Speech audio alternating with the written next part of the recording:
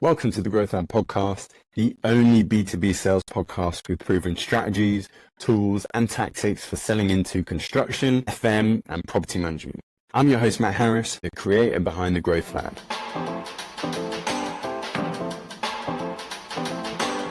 So we've identified the sort of three circles that give us a foundation for a rock solid business model. So let's move on a step. We've identified those elements. We've got a good foundation to build from. So what now we're trying to grow the business. What, in your opinion, are some of the biggest barriers to business growth? So we've got our model, which has said, these are the kind of clients we want to attract in this kind of number and sell to at this kind of price a year from now. That's our, and the challenge, the biggest obstacle, I think, is choosing the strategic priorities to get there, because there's so many things we're told we could do.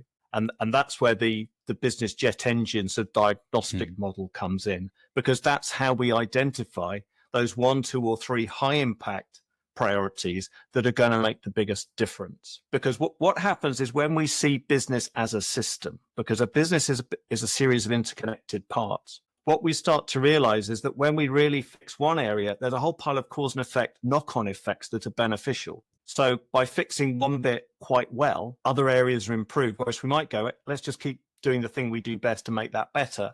But we're being dragged, all these other areas are dragging us along. So it's that diagnostic. So I don't know if you want me to sort of talk through the model. Let's talk through it. So there's 7 major parts to the jet engine and some sub parts. So there's actually 7 major parts. Add the sub parts, it's 17. So that's when it does start to get quite a lot. But hold on tight. I say make the complex simple. Yeah. Believe me, business could be so much more complex. So I'll do it by telling a story, but fairly quickly. When most people start in business, they know there are 3 things you've got to get right. You've got to solve a problem for your client with your products or service. You've got to have customer service. You've got to look after them. And you've got to have your operations to deliver that product or service fairly efficiently and effectively. So most people go into business knowing I've got 3 things, I've got to get those right. What they hope is by word of mouth, their business will take off, because that's the dream. We've seen the movie, build it, they will come. Kevin Costner movie. It'll be so good. Everyone will be knocking on my door. 3-6 months later, they're going, best thing I've ever done. But then there's not enough work. And they realize they've got their engine, but you need air in an engine to make it work. I've got to do that thing called sales and marketing. So the first 3 parts of a business are the product or service, your customer service, and your operations. The next major part is your sales and marketing. And there's a few parts that you've got to have your marketing to attract the leads. You've got to convert. That's your sales process. Out the back of the engine, you need happy customers for a sustainable business. Then with whether you've got happy customers or not, there's a feedback loop, which is getting your customer feedback, because you need to know what you're doing well, what to fix or improve. Then you've got to remarket back to existing customers to make sure they know everything you can do, because you want to maximize and really look after a client when you win them. So that's like your supercharger. And then there's one final bit where you need to understand long-term where your marketplace is going, but I won't get into that today. A slightly more advanced, nice to have. So our business owner, they're now much better at sales and marketing, much more work coming through.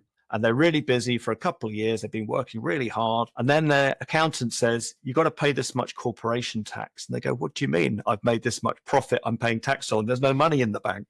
Because they've been working so hard, they've not really paid enough attention to the finances. And it's the finances are like the fuel in the engine. You've got to get that mix right, air to fuel. And it all starts getting your pricing right.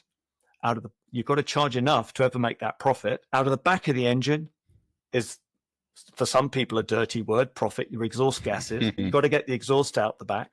The exhausts you can use for boosting your business to reinvest. So it's like a turbocharger. But also, how do you get all of that mix right with your engine management system? That's your management account. So you've got to get those in place. Then most people the engine's working much better now, but somehow the business is still struggling. And what's happened is they've been so busy trying to get all these bits right, they've hired casually. And if you've got rubbish people, it's like having an upside down wing. If you've got average people, it's a wing with no real profile, but you just go along using up time, money, and energy. If you have the right profile people, have the right profile wing that gives you lift. And that's when you can really take off and grow. So you've got to get the right people and you've got to lead them well. The way you induct them, train them, develop them, motivate them, and get rid of the people who really are never going to perform. So now we've got our plane up in the air, flying around, which, by the way, is illegal and foolish, because you need your pilot in the cockpit with his plans and his dashboard of dials so he knows, is everything okay? Am I on track? Am I at the right height with the right fuel, heading in the right direction? So that now gives us 17 subparts, but 7 major parts. The 3 which are the engine, the product, the customer service, the operations.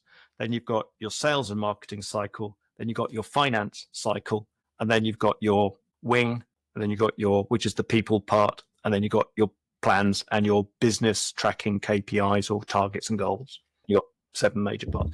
So what happens is when you've got all of those and you see it as a system, you then go, okay, for our business model, where we want to be in a year's time, how well set up am I in each of those 17 areas, or 7 areas if you want to keep it simple to start. Sure. And we score out of 10. I'm really well set up, 10 out of 10, 5 just good enough to achieve that goal, 0, that area is neglected. And when you score that and put it on a diagram, you can start to go, okay, if I fixed one score this year that would have the biggest knock-on effect, which would it be? And that really focuses the mind on a high impact priority to go above all else. If there's one thing I carve out, because the thing with strategic goals, they take time, money, and energy not readily available. Otherwise, everybody would be a huge success. It's finding these things that take the time, the money, the energy that's not readily available and go, I have to commit to that this year. So when you get one right, that makes a big difference. And most business owners are pretty motivated. So normally we come up with 2 and then 3 high impact priorities for the year to go, what will move me on the most? And that's when we really start to get, by doing this rinse and repeat process year on year, that's when we get comparatively stress-free year-on-year growth. If you enjoyed this episode of the podcast, make sure you hit that follow button on Spotify or Apple Podcasts, or hit that subscribe button on YouTube to get early access to the next episode. And if you want weekly B2B sales tips sent directly to your inbox, make sure you subscribe to the Growth Lab newsletter via the link in the episode description. Until next time, stay grinding.